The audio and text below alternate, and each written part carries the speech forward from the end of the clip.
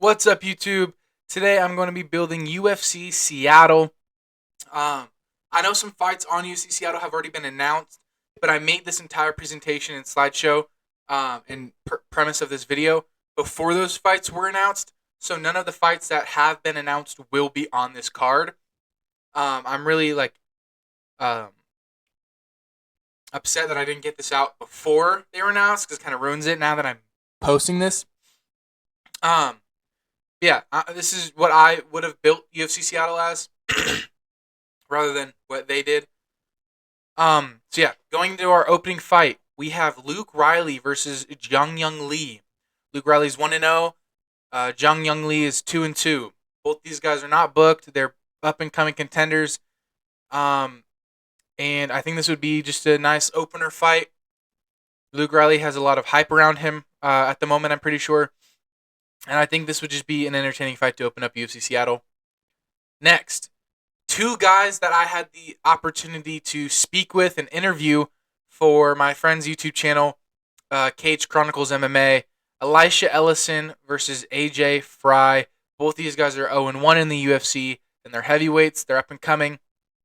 And Elisha Ellison actually called out AJ Fry, and AJ Fry responded to it on an interview that we had him on afterwards. So I've gotten to talk to both these guys. They're really cool dudes, really great dudes.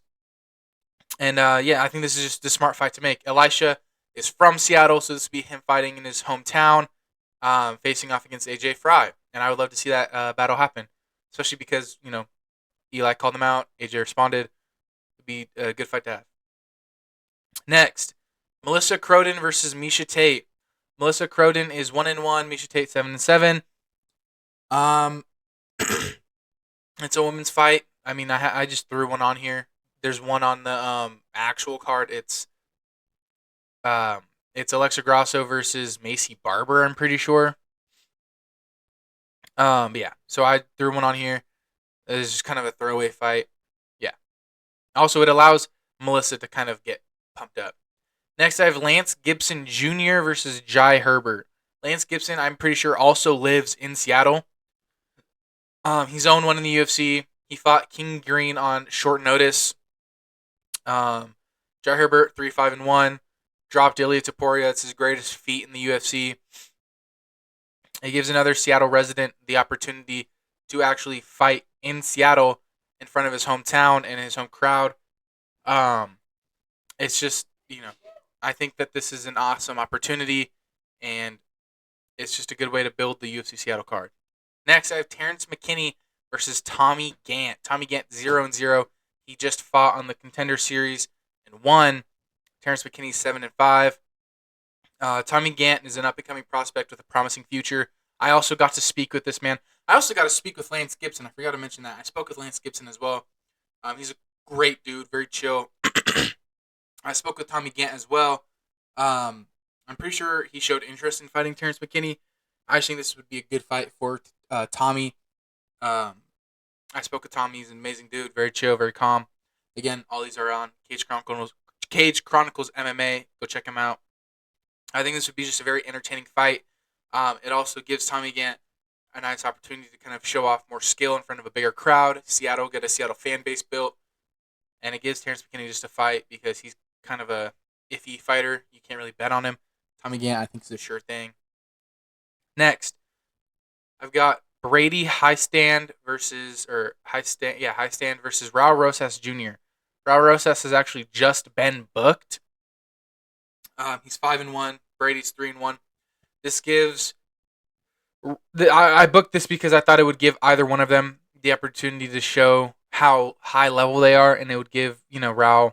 I just want to see Raul fight because I feel like every time we do, we just see him kind of do one thing, and I want to see him fight a guy who's a little bit more versatile with Brady and see how he handles different pressures. But I think he just got booked. I'm not sure against who.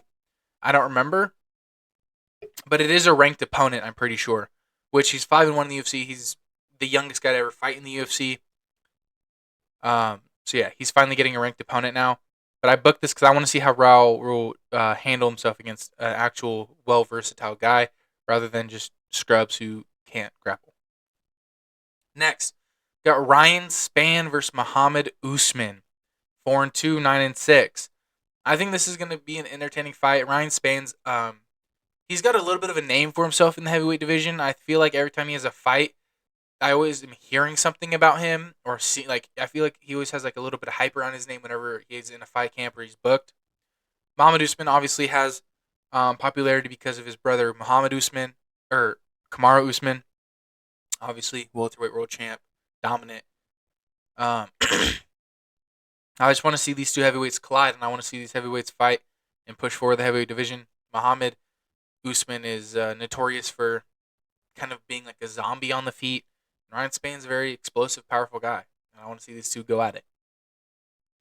Next, Ode Osborne, 5-7 versus Andre Lima, 4-0. Ode Osborne, again, he's one of those guys where every time he fights, I'm hearing about him. I'm seeing him everywhere. Ode Osborne, Ode Osborne, Ode Osborne. And Andre Lima is 4-0. He's an up-and-comer in the division. Let's give him an unk. Let's give him a not so great guy to kind of fight and put his name out on the big stage. Because Ode Osborne is just one of those guys that whenever he has a fight camp, everyone just hypes him up. So if Andre Lima beats Ode Osborne, sure it's not a great win on paper because he's 5-7 in the UFC, but it kind of puts his name on the map. Even though he kind of already does have a name on the map for himself. Next, I have Mike Mallet versus Chris Curtis, 6-4-1 versus 6-1. These two guys, I think one of them just got booked too. I should have posted this video a while ago, but I just never had time. Mike Mallet versus Chris Curtis. I think these are two guys who can really go at it. Chris Curtis is very well-rounded for himself. He's beaten Joaquin Buckley, which is a really good name to have on your resume. But then he's also lost to kind of like not the greatest of names. Mike Mallet, 6-1 UFC. He's got a very promising future ahead of him for himself. And I think if he were to have beat a guy like Chris Curtis, that is a bigger stepping stone to higher comp of opponents because Chris Curtis can stand. Chris Curtis can bang, bro. Chris Curtis can get down and dirty and handle business. What else do I have? Oh, this is my feature fight. Steve Garcia versus Yair Rodriguez, 11-4 versus 8-2. Yair needs a fight. I'm tired of him asking for a title shot or demanding that he deserves a title shot when he barely beat Patricio Pitbull. I think him versus Steve Garcia is a great fight. It really shows if he can still, hang in there. And I'm tired of seeing clips of Yair training and he's throwing some, exhilarant and awesome combos. Yet when he goes into fights, he kind of just stands at range and doesn't really fight as flashy as he used to anymore. And I want to see Steve Garcia get a chance at a high-ranked opponent like Yair and put himself in title talks. And I think having this in front of Seattle would be awesome. This is a UFC Seattle caliber fight right here. Co-main, Chase Hooper versus Manuel Torres. I put Chase Hooper on here because he's a training partner with Elisha Ellison from earlier down the card. And Manuel Torres is a tough test for Chase. I think Chase just got knocked out in his last fight. I think that was his last fight where he got knocked out. And this is kind of a comeback fight. A nice little, get back in there. Co-main event. Chase Hooper's a big name. Put him on the co-main. He gets even bigger if he wins. If he loses, so what? Manuel Torres is just now up there. I think this is just kind of a comeback fight for Chase, and I didn't put his record on here in the UFC. I think he only has one loss in the UFC, maybe two. I don't even remember.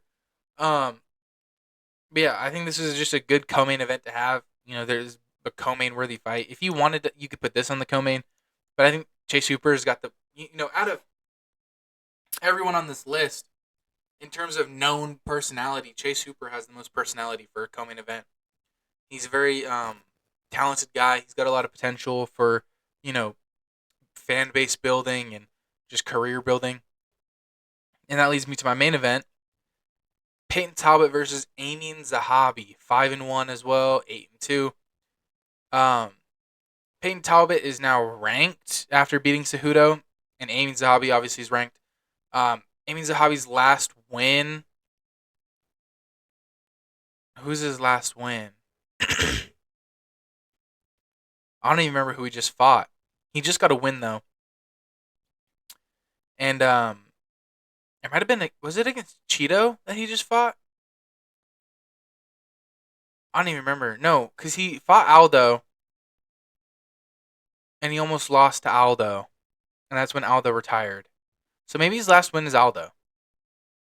Um, yeah, I think this is a good scrap. They're both ranked guys. Peyton Talbot main eventing Seattle.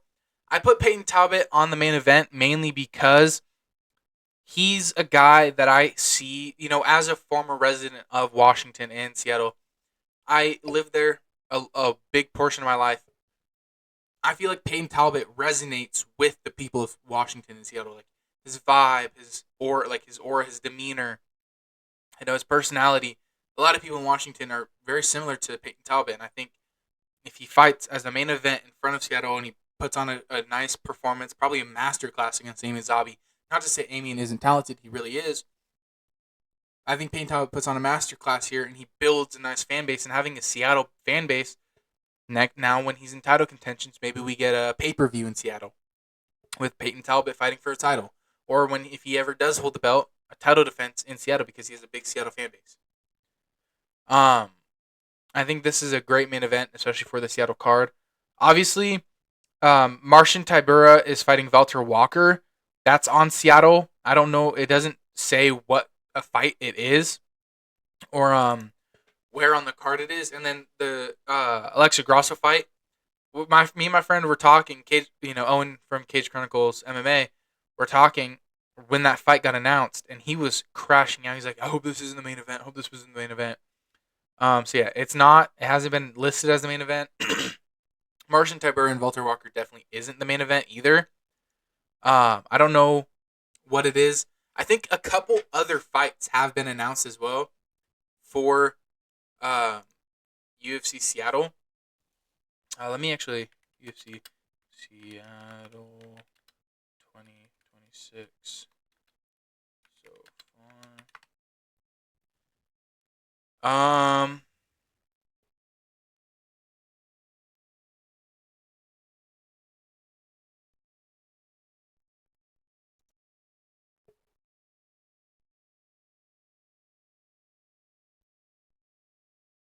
I don't even see it.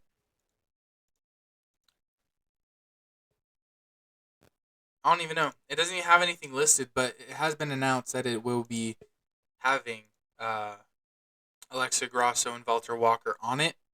So I'm pretty sure there are other fights that were announced on it. I just don't know what they are. I can't find them.